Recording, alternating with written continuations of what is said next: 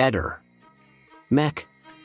Pallister. Liliana Resinovic, le rivelazioni di Claudio Sterpin. Visintin sapeva tutto. Ora deve dire la verità. Nel giorno in cui si è finalmente svolto l'incidente probatorio, con il conferimento dell'incarico ai periti per analisi genetiche, merceologiche e attiloscopiche sui reperti legati alla morte di Liliana Resinovic, Claudio Sterpin è tornato a parlare.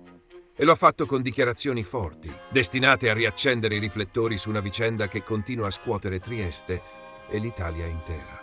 Sebastiano Visintin deve raccontare la verità. Sapeva tutto di me e Liliana. Lei mi confidava presunte infedeltà coniugali e io ero il suo rifugio, ha detto l'ex maratoneta triestino, che da anni sostiene di aver avuto una relazione con la 63enne trovata morta il 5 gennaio 2022.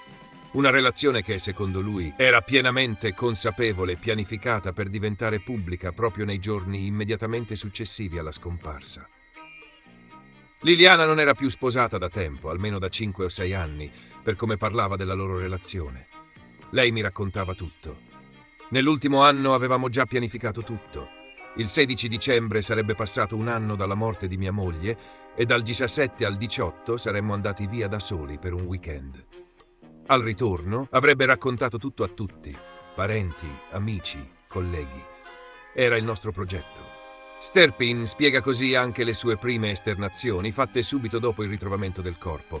All'inizio mi è sfuggito qualcosa, ma sono convinto che lei approvasse tutto ciò che ho detto.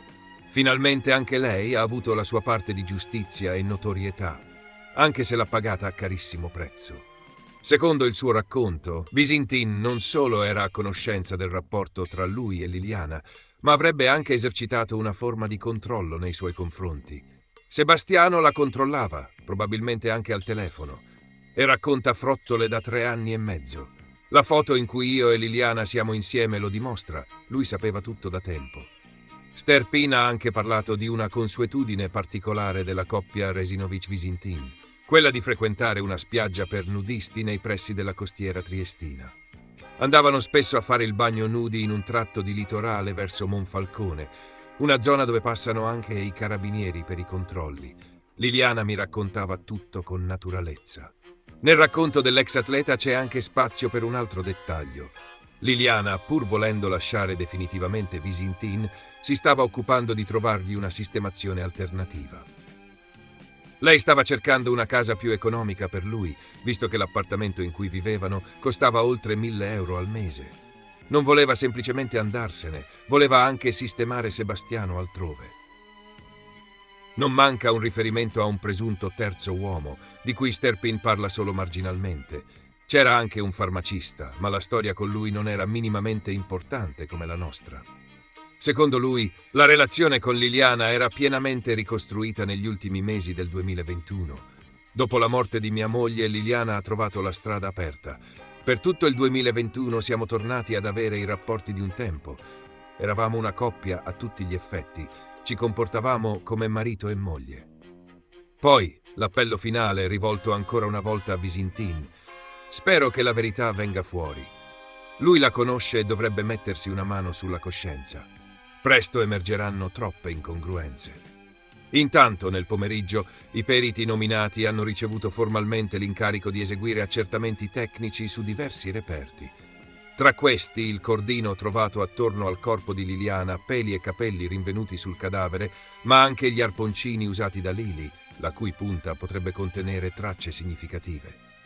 Parallelamente, i legali di Sebastiano Visintin hanno annunciato un ricorso in Cassazione contestando quanto stabilito dal Tribunale del riesame. Al centro della contestazione la presunta causa di morte per asfissia. Secondo la difesa, nella perizia non si evidenzia chiaramente l'intervento di terze persone. Per i suoi avvocati ci sarebbero evidenti discrepanze che meritano un ulteriore approfondimento a livello di legittimità. Tra rivelazioni intime, ricostruzioni dettagliate e scontri legali, il caso Resinovic resta una ferita aperta. Ma qualcosa oggi forse ha iniziato davvero a muoversi. Liliana è stata pestata e soffocata, però io non vedo Sebastiano dall'altra parte a fare queste cose.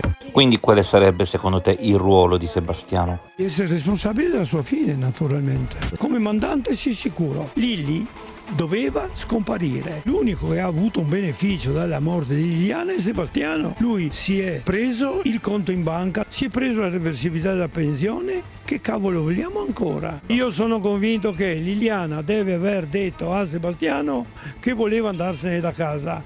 Ha firmato la sua condanna a morte. Non c'è prova, è chiaro, perché è stato talmente tutto ben studiato prima, questa roba è premeditata.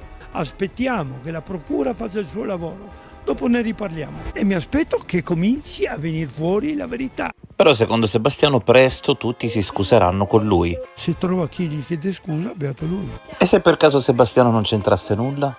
Allora non può essere altrimenti, non ci sono altre vie. La differenza tra me e Sebastiano è che lei aveva scelto me, è il motivo per il quale non c'è più. Lui sa tutto quello che è successo a Liliana. Sarebbe ora che in un rimorso, in un rigurgito di coscienza, votasse il sacco. Ehi, non dimenticare di iscriverti a questo canale.